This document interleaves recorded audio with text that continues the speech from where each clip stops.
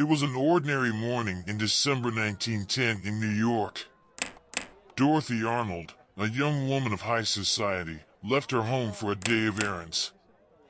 No one knew it would be the last time anyone would see her. Dorothy Harriet Camille Arnold was a 25-year-old from a wealthy and prominent Manhattan family.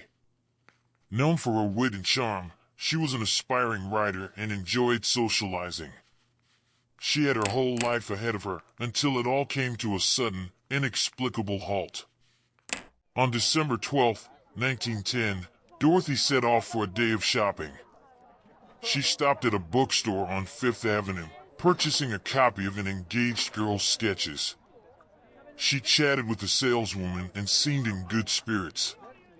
After being seen walking along 27th Street around noon, she vanished without a trace. Her family, desperate, hired private detectives to scour the city.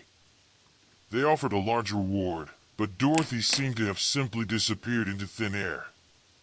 The detectives traced her steps meticulously, but there were no leads, except for a single clue, a faint report that a woman resembling Dorothy had been seen in Central Park later that evening. However, the witness's testimony was inconsistent, and no one could confirm her presence. One theory suggests Dorothy might have chosen to run away. She had recently faced disappointment after her manuscript was rejected by a publisher. The rejection letter was found in her room, torn and crumpled. Did this push her to escape her life? But if that was the case, why did she not take money, a suitcase, or leave any explanation behind? Then, there was Dorothy's secret relationship with George Griscom Jr., a wealthy but questionable suitor from Pittsburgh.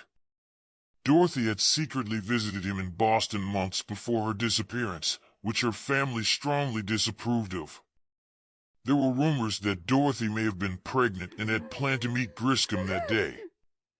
But George denied ever seeing her, and no correspondence between them suggested any meeting. A more grim theory is that Dorothy met with an accident or foul play. One of her shoes was reportedly found near a deserted area by the Hudson River weeks after her disappearance, yet no body or other evidence was ever recovered. If this was the case, why did no one report any struggle or suspicious activity on the day of her disappearance? Despite extensive searches in hospitals, boarding houses, and even overseas, not a single credible lead emerged. The reward offered by her family brought in countless tips, but none proved useful. Dorothy Arnold's fate remains a question mark in the history of New York, a city that never sleeps yet somehow lost one of its brightest young socialites without a trace.